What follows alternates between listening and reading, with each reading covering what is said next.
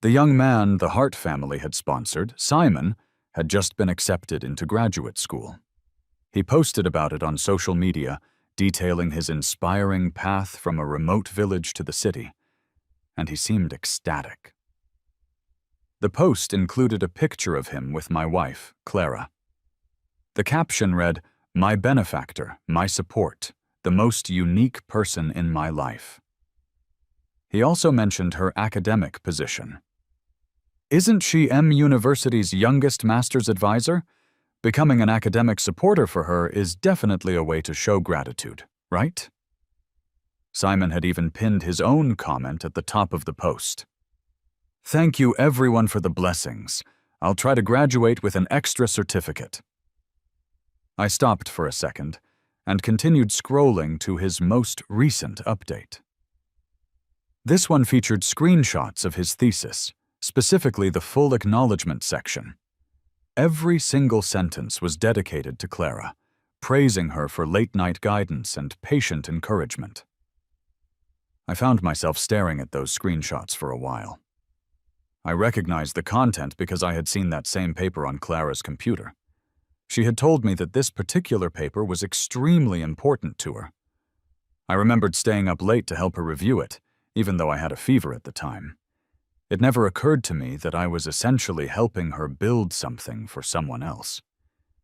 In that instant, it dawned on me that even a marriage that seems perfectly stable can develop cracks. When I arrived home, I was completely taken aback.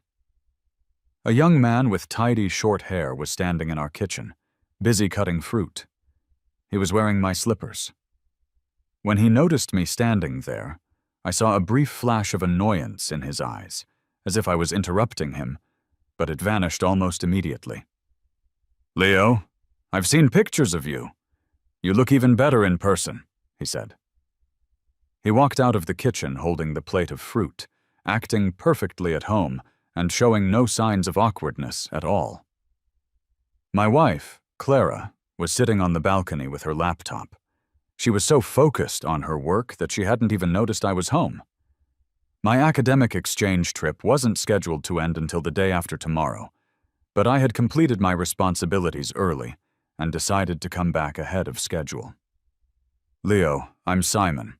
Clara must have mentioned me," the young man said. He placed the fruit platter on the table. As he looked down, a few strands of his hair fell neatly across his forehead, which gave him a more delicate and gentle appearance.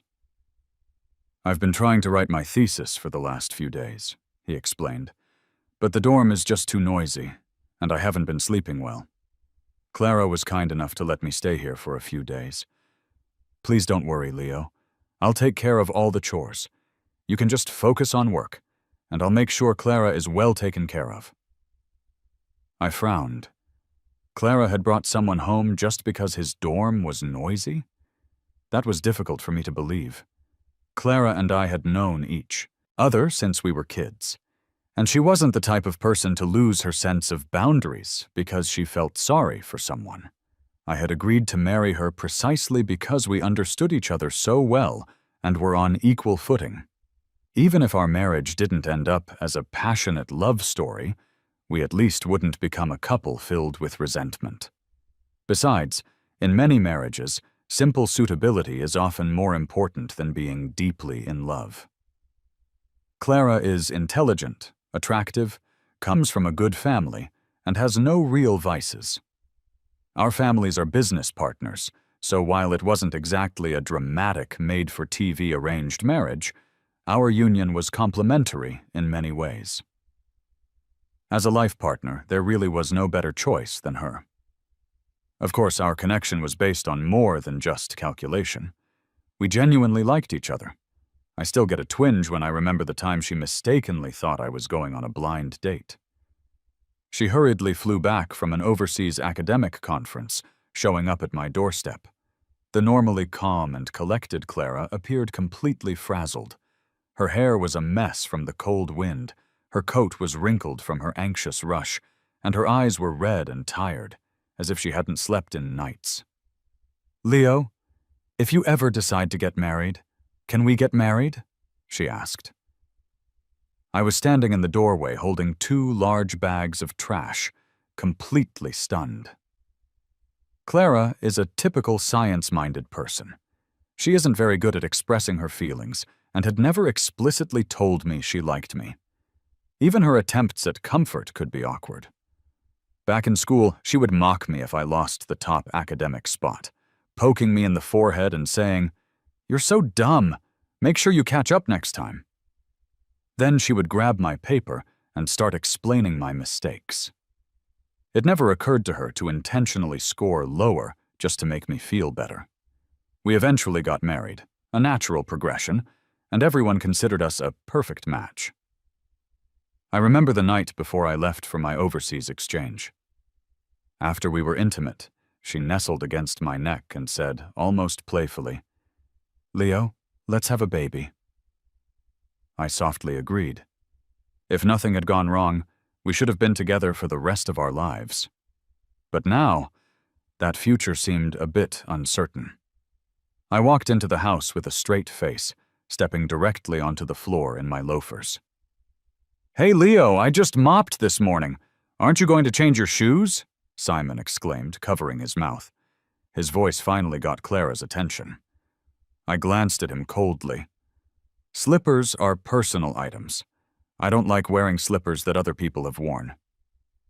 Our guest slippers looked completely different from our personal ones, and Clara and I had a matching set, which was clearly visible at the door. Simon froze.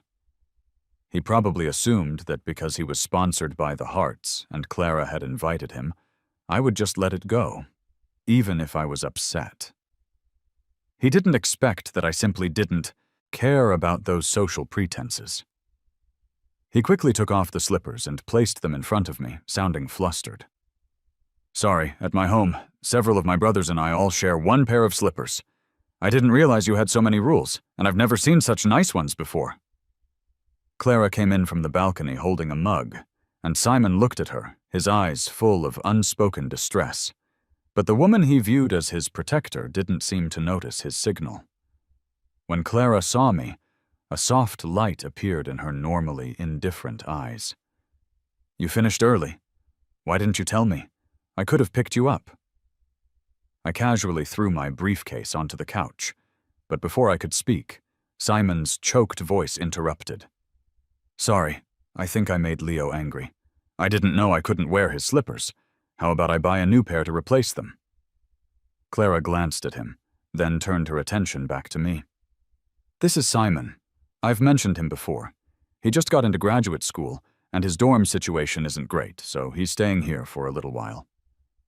I knew that the Hearts had sponsored many students, and Simon was one of them.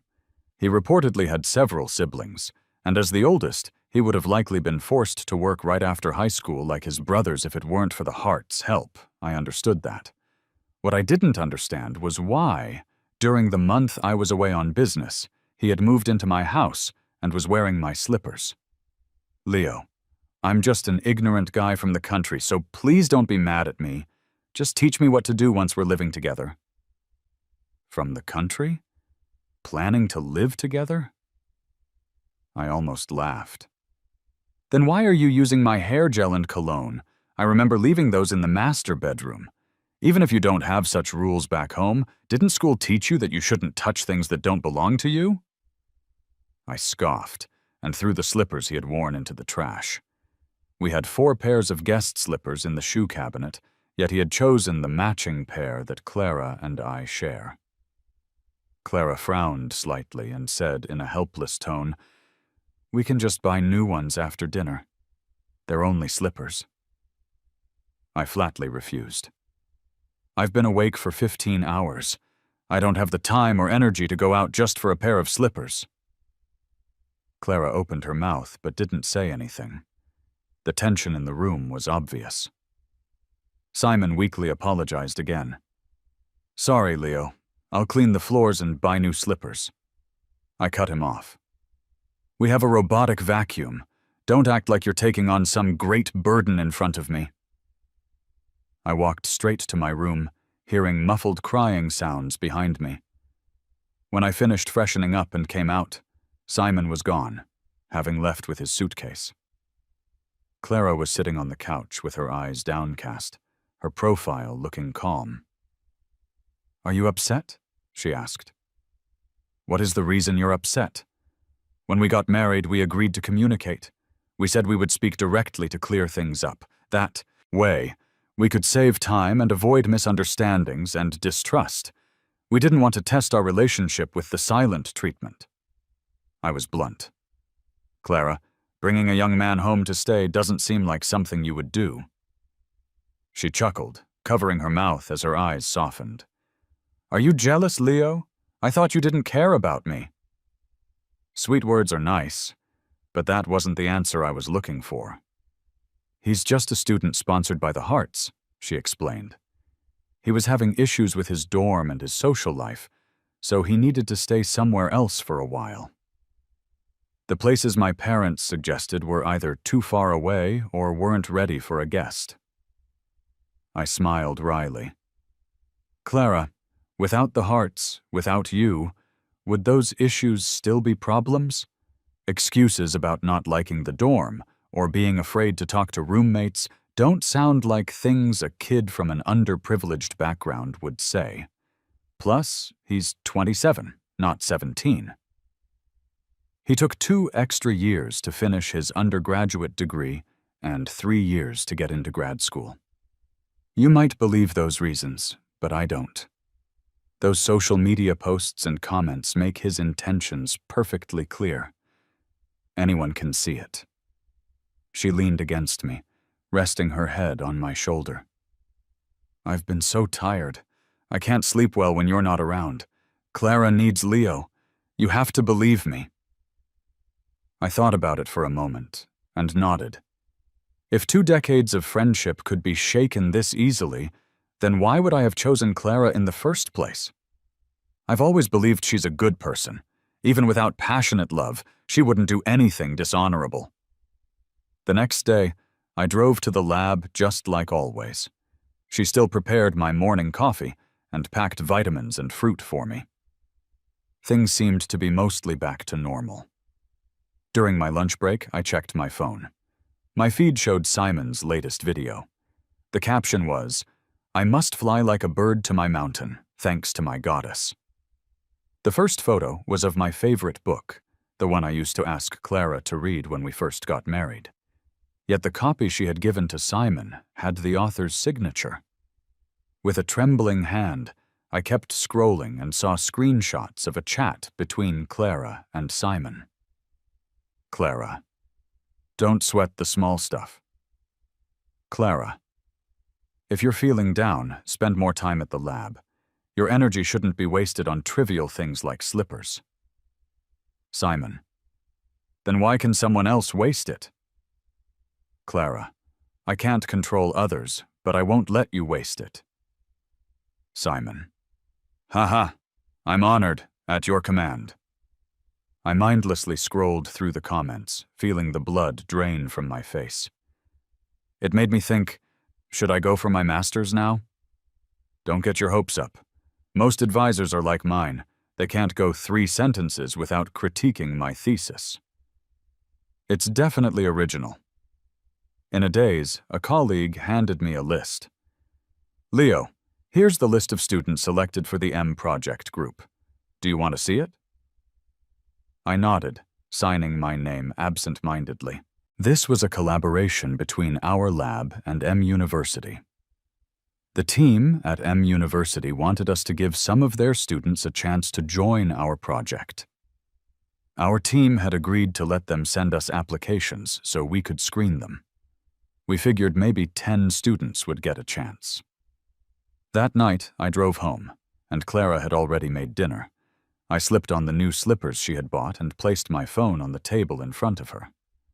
How come you'd get a signed book for him and not for me?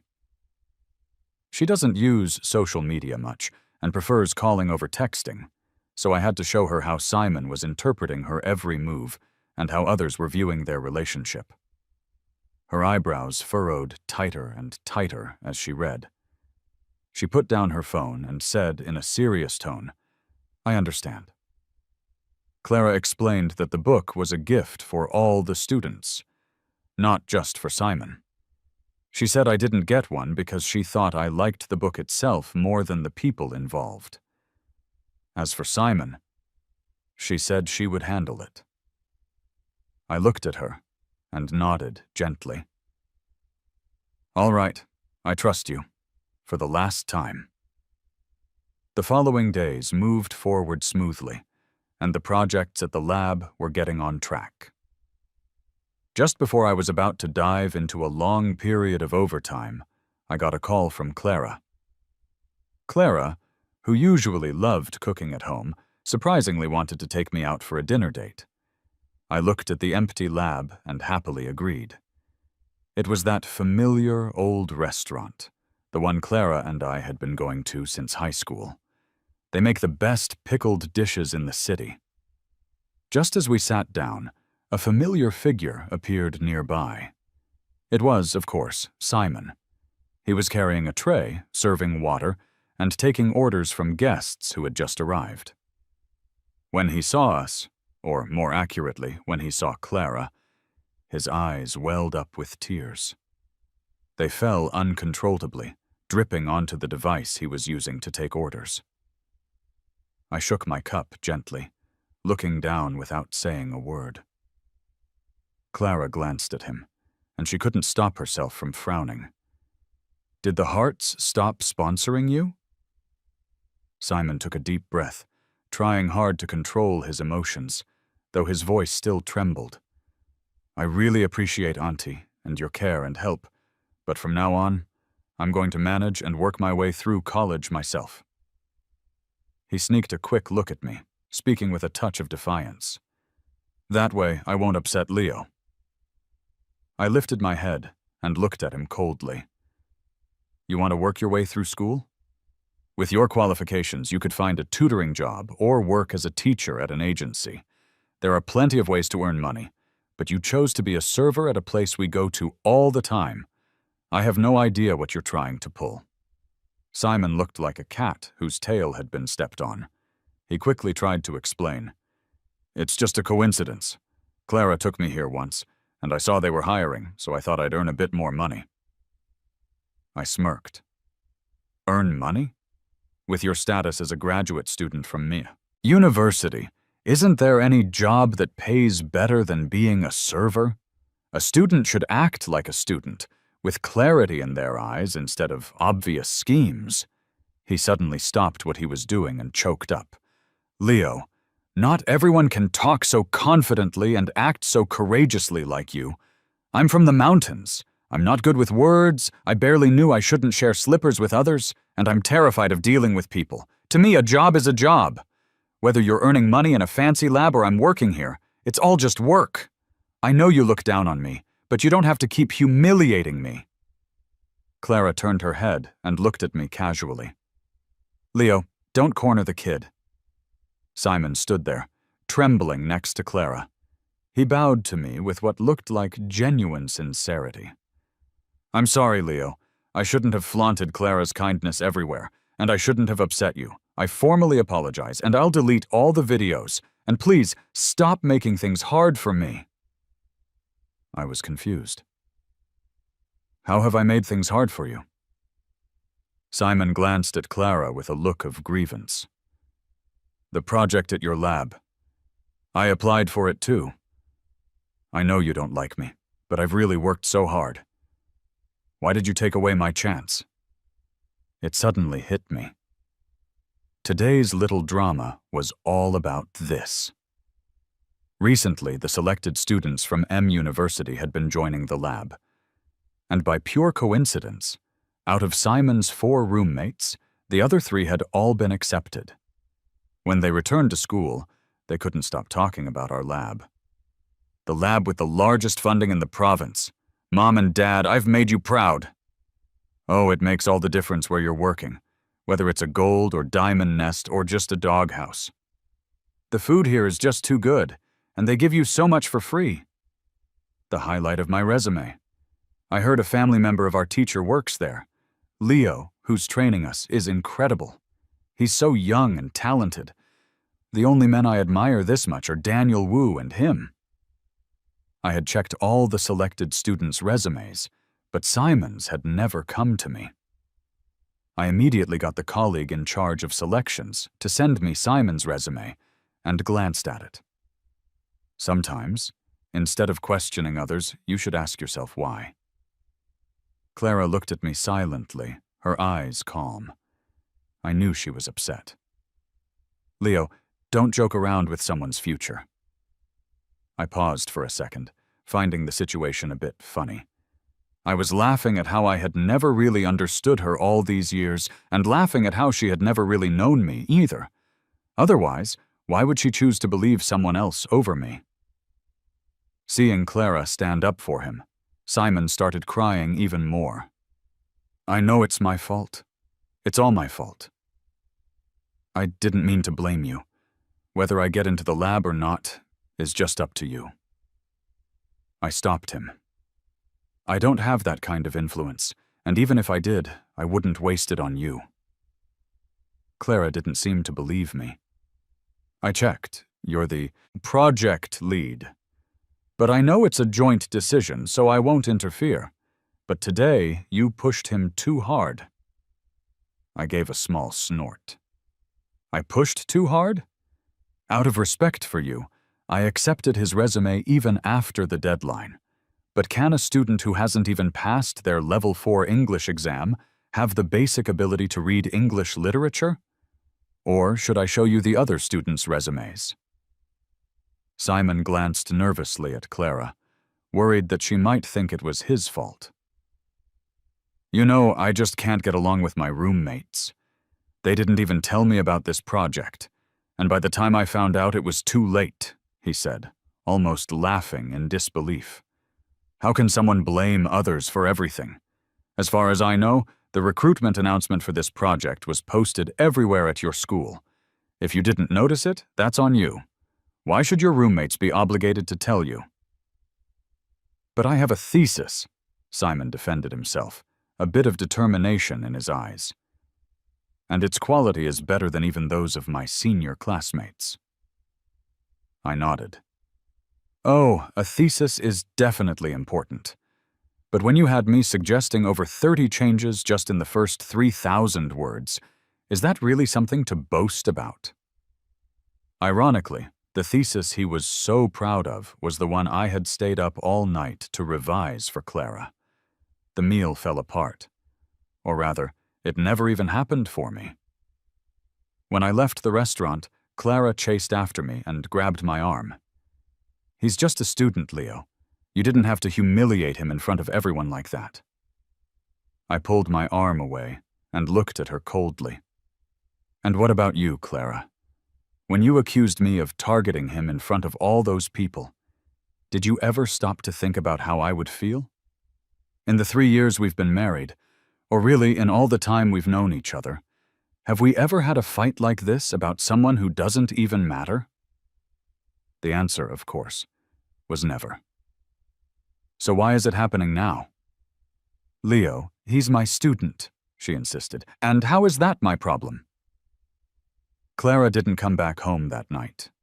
Someone on M University's social media walls posted a video of what happened at the restaurant. And there was also Simon's social media update. The motivational role model you all admire is actually just using his mentor's family. First, he mooches off them, wears the husband's slippers, and uses his cologne. And he can't let the mentor go either. You could say Leo is so outstanding that Simon desperately tried to be the third wheel but couldn't even succeed. He usually seems so aloof, but it turns out he's this kind of person behind the scenes. The comments exploded, and the post went viral. Clara practically became invisible, while Simon became the target of the entire campus. Isn't that our dorm building? No wonder he suddenly started staying outside. Even though the videos were deleted, didn't this ring true for a so-called motivational influencer linked to him? Isn't his rise to the top somewhat motivational? Everyone's path is just different. Let's see how the school handles it. Everyone likes a young and talented Clara, but these guys are shameless. I remember he's not that young. Isn't Clara just about 5 or 6 years older? Gross. Going into someone else's home without permission and wearing the owner's slippers? Imagine if he had athlete's foot. That's how boys without manners behave. Didn't the original poster say he used other people's stuff freely? Uncomparable. But he really has thick skin. I still draft what I want to say in a doc before talking to my advisor. Wimpy group meet up here. I sat in the study, looking at the photo frame on Clara's desk. It was our first picture together. We had just finished our first high school monthly test and had tied for first place. Our teacher wanted us to take a photo together. I remember she was muttering before the picture was taken. Finally, someone who can compete with me. Now you have the right to stand by my side. I rolled my eyes. Next time, it'll just be a cool solo shot of me. You can relax somewhere else. In your dreams, she retorted. And so we became the only reference points for each other in high school. Clara, what was your answer for the last question? I'm not telling you. How do you translate that English word? Call me big sister, and I'll tell you. Get lost. Clara, do you want to go to Q University or J University? What about you? Q University. Then I'm going to Q University too.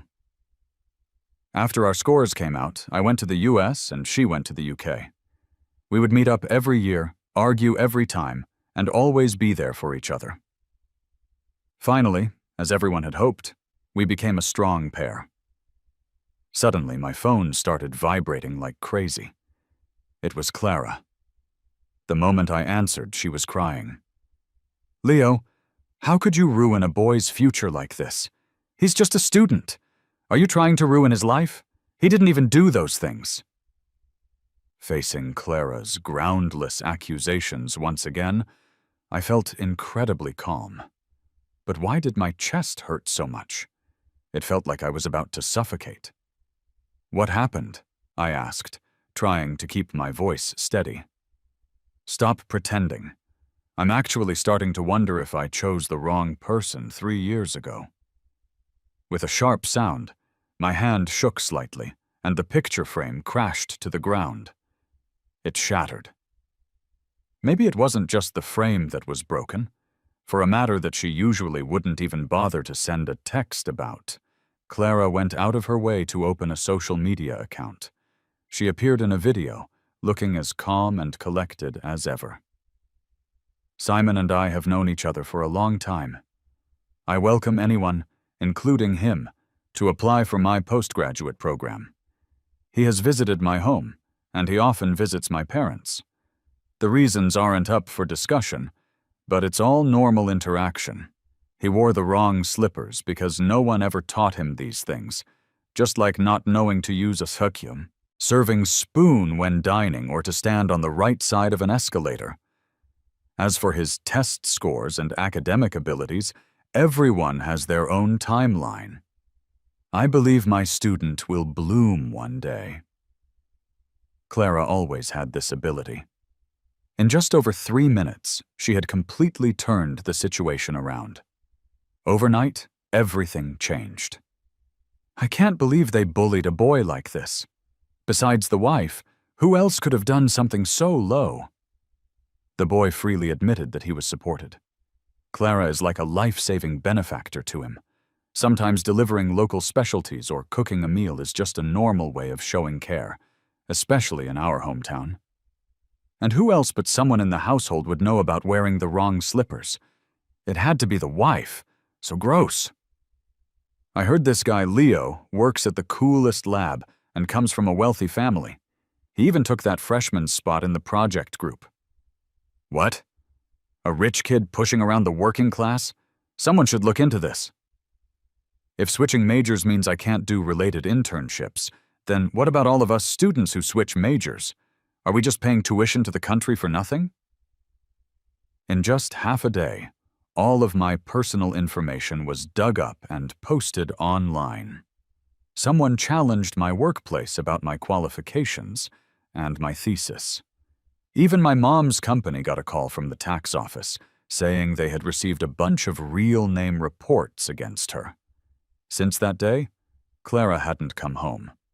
She moved into the faculty apartment at the school, which only fueled the online rumors. That night, she sent me one last message. "That book really isn't for you. You're nothing like the main character in it.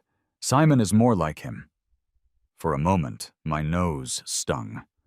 Thinking back to all the times I had bent over backward to treat her well, it just seemed pointless.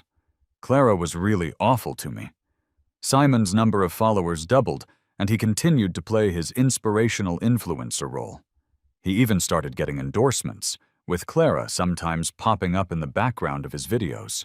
Sometimes she was shown in the lab, sometimes in her office, or at academic conferences. His latest update was about his thesis proposal, and he claimed Clara had given him over 100 suggestions for changes. I was such a fool. The feedback was mostly positive. One skeptical comment said, "If Clara helps every student like this, I've got nothing to say. But if it's just for this blogger, where's the fairness in that?" This comment shot to the top but was deleted quickly. Later, more screenshots of that deleted comment started popping up. Simon realized something was off and quickly changed the viewing settings for that post. By the time I got a call from my mom, I had already packed up all of Clara's things, ready to drop them off at the Hart's house. "Have you seen the stock price?" she asked. She didn't say any more. Because of my issues, my mom's company's stock price had been dropping. Almost everyone was talking about how if a mother has a son like me, how good could she possibly be? They figured if they just dug a little, they'd find all sorts of issues. On the other end of the line, the woman who had always had my back was still there, cleaning up my mess. "If you did those things, then it's my fault for not raising you well. I'll take the loss. If you didn't, then handle it your way. I've still got your back. But your money and the money of those uncle investors is still money. There's no reason to lose it over a few words from outsiders." I sniffed, feeling strangely wronged. "Mom, Don't say anything. Don't I know the son I raised? Handle it when you're ready." Simon's part was easy. Track the IP address. Track the IP address of that so-called informed source. Just as everyone had said, only 3 people were home that day. If I wasn't the one spilling details and spinning them, who else could it be? Of course, the IP address matched Simon's. I got a lawyer lined up to collect evidence and sue Simon, and to deal with my divorce from Clara. For me, the hardest part was my marriage with Clara. Maybe because I had put so much effort into it, reaching this point felt both sad and incredibly tough. But I had to believe that all this sadness, as hard as it was, would pass.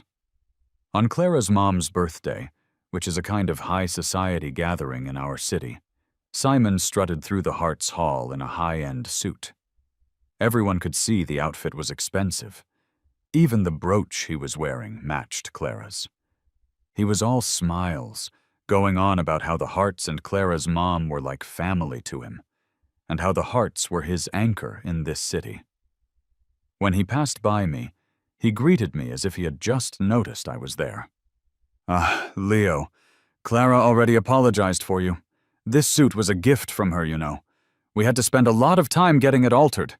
If I were you, I'd just apologize to Clara. She's got a good temper." The glee in Simon's eyes was about to overflow. "Are you enjoying yourself?" I asked. "What?" Simon's smile froze on his face. "What are you up to?" I gave him a genuine smile. "It's just a casual question. What are you so afraid of?" Simon stood there, dumbfounded. He probably didn't even realize why, between the two of us, he was still the one who was instinctively scared.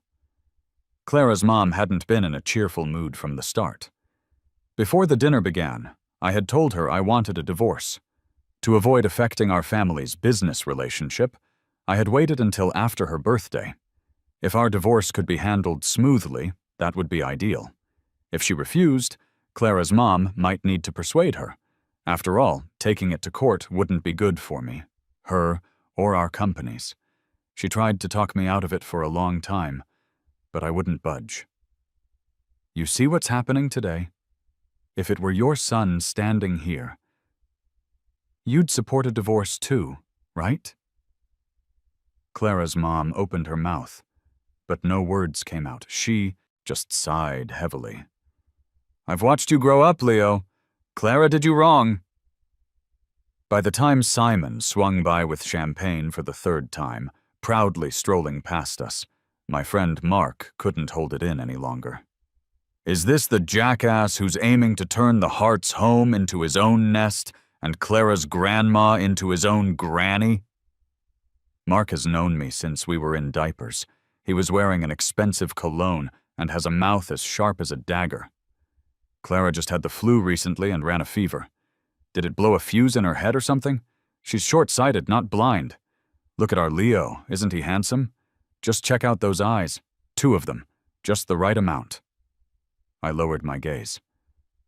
I'm getting a divorce. Do it, Mark said, without a second's hesitation, just like when he used to coax me into pulling all-nighters at internet cafes when we were kids. When it came to relationship issues, he always advised breaking up. I was initially attracted to Clara's face, and the one her family sponsored. The guy dressed up all slick. I'm afraid even a master could hardly contain him. Don't let his bad vibes rub off on you.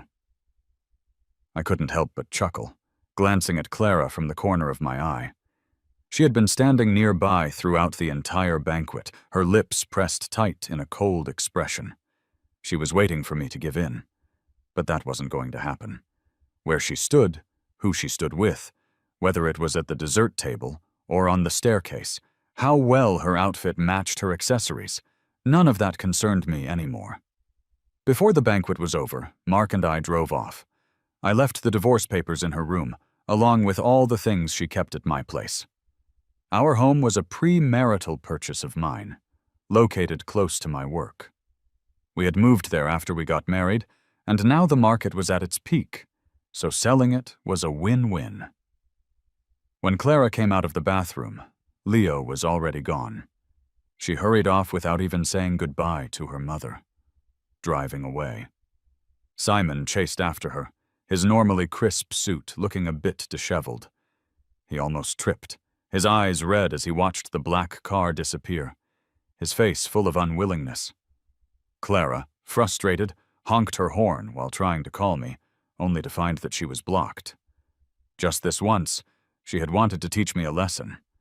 The whole mess was my fault anyway. Yet she didn't foresee me blowing things up, not even giving her a chance for a proper dialogue as we had initially agreed. Even more unexpected, when Clara drove back home, there were real estate agents showing potential buyers around the house. "Who gave you permission to enter my home?" she yelled. "Ma'am, are you crazy? Leo authorized me to sell this place. It's his house, not yours." Clara's body shook. She uncharacteristically lost her usual composure. "Out! Get out of my house! This is my home, no entry for any of you!" Even after clearing everyone out, Clara realized it didn't feel like her home anymore. Everything had been removed, including the simple drawings on the study wall. They had been painted over. Not a trace was left. After spending 3 years here with me, over 1,000 days and nights, it all felt like a shattered dream that was now gone. Clara clutched the divorce papers, recalling our final phone call. Sitting alone on the study's window seat, I had been calm, like still autumn water. I had probably been thinking about divorce then, too. It wasn't because she let Simon post frequently on social media over the past month as some sort of punishment, nor because she let Simon wear a suit today that was supposed to be mine. Soon, I got a call from the agent saying the potential buyer was someone named Hart, offering 20% above the market price if I would meet with them. No guessing was needed. It was obvious. They must have seen my divorce papers. When we met, Clara looked like she hadn't slept in days. This was the second time I had seen her look so disheveled. She sat opposite me, urgently placing the divorce papers on the table. "What does this mean?" she demanded. "It means exactly what it says." "Leo, isn't this what you wanted?" Clara paused, then decisively tore up the papers. "I won't agree to this. I've never considered divorcing you." "But I have," I replied. She looked at me confused. "Why? We don't have any fundamental issues. I smirked. "Do you seriously think I need to use such flimsy tactics to deal with a person like Simon?" Clara hesitated slightly, murmuring, "I didn't think it through. I just wanted to clear his name. He's had it tough getting here, and he can't stand this kind of public pressure. Can't you empathize with him?" I snorted coldly. "Clara, have you ever considered how I feel? Do you think it's been easy for me to get here? Did my mother have it easy, building everything from scratch for half her life, just so you can destroy it with Simon's few posts and your so-called clarifying video?" I tried to calm myself down, afraid I'd end up crying in front of her. Clara reached out, but I jerked away. Her hand grasped at the empty air. "Leo, I deleted the video shortly after. I didn't mean to hurt you. I truly love you." I looked at her, slowly emphasizing each word. "You shove me into the path of public scorn, and then you casually delete the video. Is that how you show love?" "No, that's not the right question for you. I should be asking myself why I let you hurt me this way." Clara slumped heavily in her seat, trembling as she held her head in her hands. I pulled another set of divorce papers from my bag. "The property and shares are all sorted out by my lawyer and have been shown to your parents. Tear it up again if you want. I have more in my bag." She froze, staring at the stack of divorce papers in my hand, shaking her head fiercely. "Leo, I was wrong. I really was. I handed him over to other teachers. I can quit my job at the school. Please, give me another chance. Give her another chance?" "Clara, you know deep down that I warned you more than once. I don't have much of a choice. The moment you decided to stand by his side, fate was sealed. There wasn't even a second left for me to choose. Just sign it. Dragging this to a lawsuit benefits no one." The Harts would never allow our divorce to become a public scandal. After leaving the Civil Affairs Bureau, I got into Mark's car, and we drove away. Clara went back to school, and somehow Simon managed to snap a picture of her divorce certificate. Now he could openly admit that he liked her, and the past would be in the past. Comments under his post were already stirring up tension. "Isn't this all a bit weird? Something just doesn't sit right."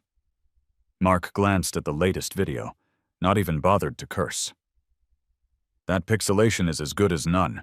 He's hinting at you, overtly and covertly."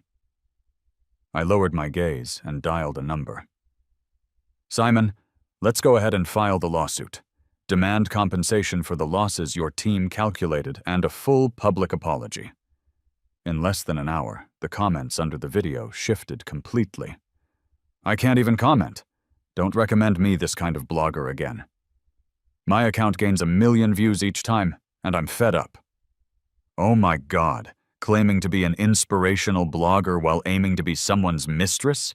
Why isn't this account banned for violating public morality?" His mentor is no good either, going out of her way to clear things up only to expose herself. We investigated Leo and his company before. Let's do the same for these two. None of them should get away. The day Simon issued an apology, the flowers along the highway bloomed with exceptional vibrancy. Spring had finally arrived in the city. He sobbed into the camera, talking about his tough life and saying the compensation demanded by the lawyer was beyond his means, forcing him to his breaking point. Yet, there wasn't a single sympathetic comment. "So, because you're broke, someone else has to bear the loss."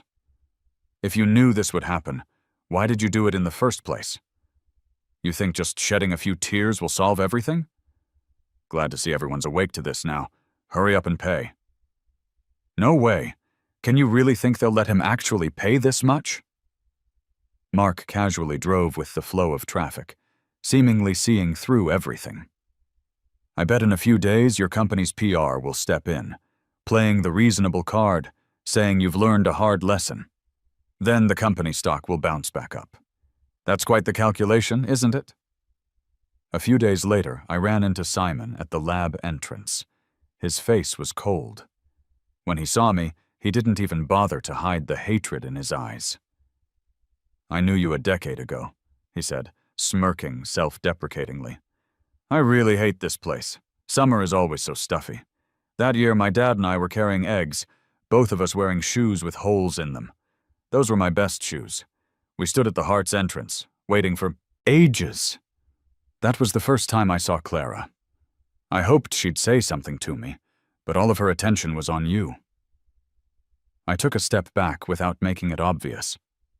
Sorry, I've forgotten about it. Forgot? You actually forgot. Well, it was one of the most significant summers for me. Checking the time, I interrupted his rambling. I'm in a bit of a rush. Simon suddenly erupted, grabbing me. It was just a pair of slippers. You deliberately wanted to embarrass me and make a fool of me. You're just luckier than me, born into wealth. If you were born in a family that couldn't afford school, wouldn't you fight to climb up? Why do you get to ruin my life? More of my colleagues were gathering at the entrance. I looked coldly at this young man, exposing the truth. You should be clearer than I am if it was just a pair of slippers. You just wanted to test Clara's limits, living in my house, wearing my slippers, using my things, doing what the man of the house should do. Is it really just a pair of slippers? Don't blame your misfortune on others. Simon suddenly laughed, tears streaming down his face. So what? You're nothing now. A divorced loser. What if you're rich? You're just a toxic, wicked bachelor. Only an older woman would marry you to raise someone else's kid. I smirked, swirled my coffee, and then splashed it in his face. You're almost 28, right? And in 2 years you might not even graduate from your master's program. When I was your age, I was in a top research group. I'm 30 now. Being wealthy is the least of my merits. If my life can fall apart, what about yours? Can you even imagine? From that day on, I only heard about Clara. Clara quit her job at the school. The school leaders didn't ask her to stay. I kept working on my projects. These matters no longer affected me. As for Simon, the next I'd hear of him was when he got arrested for intentional assault. That day in class, a rural woman barged into the room, claiming to be Simon's fiancée. It turns out that for all these years, Simon's parents had promised her that he would marry her after graduation. She had been supporting Simon's family with her earnings. But a few days ago, she saw Simon's video on her phone. Panicked, she bought a train ticket to the city to find him. You all lied to me! You're coming back home to marry me! No more studies for you! Simon almost instinctively pulled out a small knife from his bag and stabbed the woman. More than once. Meanwhile, I wrapped up all my projects, ready to quit my lab job to continue my studies. 3 years later, I became the youngest doctoral advisor at M University. The day before my birthday, I saw that familiar figure under the streetlight, just as I had I don't know how many times before. I ignored it and went straight to my parking spot. Clara finally couldn't help but step in front of me. Leo, have you been doing well these past few years? I took a few polite steps back and smiled. Pretty well. Clara's eyes suddenly welled with tears. I haven't been well, not at all. Without you, I'm not okay. Not even a little bit. I slightly frowned, and Clara must have thought I had softened. Leo, how about we get back together? I know I was wrong. All these years you haven't remarried. It's because you haven't met anyone more suitable than me, right? I suddenly felt a bit annoyed, It turns out Clara isn't all that different. Not getting married is because I don't want to, not because I'm waiting for you, I said. Clara interrupted me, excited. Don't you feel any regret? Not even a little? She cautiously reached out and touched her little finger. I sighed lightly, resigned. That marriage was a tiny mistake in my life, which I've already corrected. It won't affect my future, but your reappearance is quite impolite. You're smart enough. I think I've made myself clear. The rearview mirror of the car reflected Clara's figure. She no longer had the aloof elegance from back then, and she wouldn't stir any more emotions in me. That night, I got a call from Clara's brother. Leo, Clara just got into a car accident and is injured. The doctor says it's quite serious. Do you want to? I replied. I'm in a meeting and can't answer this right now. I'll get back to you afterward. Clara, lying on her hospital bed, desperately watched her brother hang up the phone. She knew in her heart that even if I finished, I wouldn't return her call. Seasons may repeat, but people can't turn back. From now on, the road is just a road, and I am just me.